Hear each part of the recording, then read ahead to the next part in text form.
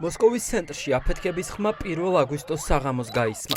ელიტურ იტალიურ რესტორანში ამ დროს რუსი სამხედრო მაღალჩინოსნები რუსი გენერლის დაბადების დღეს ზეიმობდნენ. აფეთქებას პანიკა მოყვა. ხელნაკეთი ბომბის ამოქმედების გამო 21 ადამიანი დაშავდა, 3 კი მოკვდა. მათ შორის არის ქალიც, რომელიც დაცვის თანამშრომელს უმტკიცებდა, რომ კურიერი იყო და ყუთით რესტორანში საჩუქარი მიქონდა, მაგრამ სინამდვილეში იქ ბომბი იდო, რომელიც მაშინვე აფეთქდა, როგორც კი გახსნეს.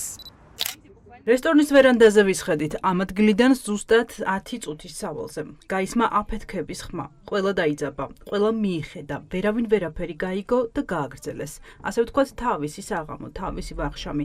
ცოტა ხნის შემდეგ გავიგეთ პირველი ახალი ამბები, რომ როგორც გვითხრეს გაზის გაჟონვა მოხდა, თუმცა უტყუარი ინფორმაცია არ მაქვს. რამდენადაც ვიცი, არიან დააზარალებულები. ამიტომ თანაგრძნობას უცხადებ ყველას, ვისაც ეს შეეხო. ხმაური იყო, არ მიფიქრია, რომ იქ რაღაც უბედური შემთხვევა მოხდა, ან რაიმე ამდაგვარი. ისეთი ფიქრი გამიჩნდა, რომ სატვირთოზე რაღაც ლითონის კონსტრუქცია დააგდეს, ან შეიძლება რაღაც დიდი, მძიმე ტვირთი დაუვარდათ. აი ეს იყო და ეს. ჩვენ შვიდად განვაგრძეთ სეირნობა, ისევე როგორც ყველა გარშემომყოფი. შემდეგ ახალ ამბებში გავიგეთ, რაც მოხდა. თვითნაკეთი ასაფეთქებელი მოწყობილობა დიდი ალბათობით დისტანციურად იმართებოდა. აფეთქების ტალღა იმდენად მასშტაბური აღმოჩნდა, რომ ქალის სხედარი დანაწევრდა. მისი ხელი შემთხვევის ადგილიდან 15 მეტრში იპოვნეს. როგორ აღმოჩნდა ბომბი წესით ყველაზე დაცულ ადგილას.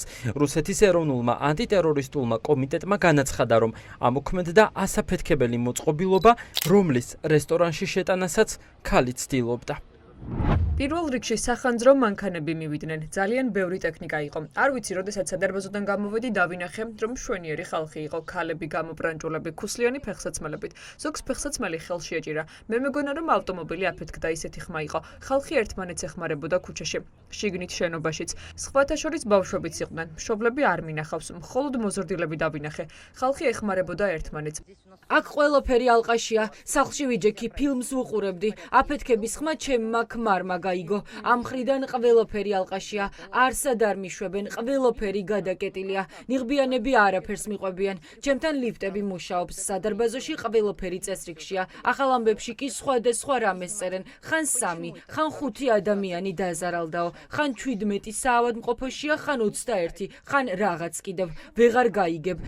თავდაპირველად გავრცელდა ინფორმაცია, რომ იტალიურ რესტორანში ქორწილის სუფრა ჰქონდათ გაშლილი, მაგრამ მოგვიანებით ტელეგრამ არხებში გავრცელდა ცნობა, რომ იქ მაღალი რანგის რუსი გენერლის დაბადების დღეს ზეიმობდნენ.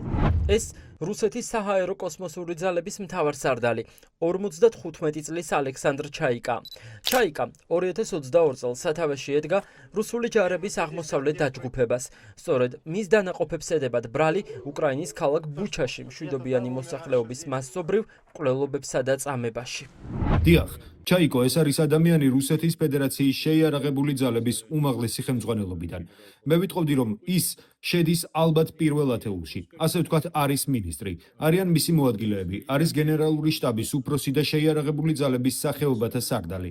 მათ შორის სამხედრო საჰაერო კოსმიური ძალების. რუსეთის ფედერაციის უმაღლესი სამხედრო ხელმძღვანელობა. ეს არის პირველი თავდასხმა ლიკვიდაციის მცდელობა რუს მაღალჩინოსან სამხედროზე, რომელიც მიეკუთვნება აი ამ დავიწროებულ წრეს უმაღლესი სამხედრო ხელმძღვანელობისა. წვეულებას რუსული სამხედრო ელიტის უამრავი წარმომადგენელი, გენერლები და ოფიცრები ესწრებოდნენ. შენობასთან გაჩერებული იყო შავნომრიანი ავტომობილებიც, რომლებიც რუსეთის შეიარაღებულ ძალებს და ძალოვან უწყებებს ეკუთვნით. ადგილზე იმყოფებოდა როსგვარდიის ავტობუსიც. ამ დრომდე პასუხგაუცემელია კითხვა, სად იმყოფება იუბილარი გენერალი, ის უვნებელი გადარჩა თუ დასჭირდა მედიკოსების დახმარება. დაახლოებით 1 საათზე მეტი ხნის წინ გავიგე აფეთქების ხმა. ჩვენ სამზარეულოში ვიყავით და გავიგონეთ რაღაც საშინელი ხმა. ჩვენ ზოოლოგი ჩესკაიას ქუჩაზე ვცხოვრობთ და ხმა იქამდეც მოვიდა. ხანძარი არ ყოფილა. არც კვამლი დამინახავს. ახლა აქეთ გზები აქვთ გადაკეტილი. სახლში ალბათ შემოვლითი გზით წავალთ. ადგილზე ამ დრომდე საგამოძიებო მოქმედებები მიმდინარეობს. რუსი სამართალდამცველები ცდილობენ დაადგინონ, ვინ იდგა თავდასხმის უკან და იყო თუ არა ეს სპეციალურად დაგეგმილი ოპერაცია რუსული გენერალიტეტის წინააღმდეგ. ჯერჯერობით ამ საქმეზე დაკავებული არავინაა.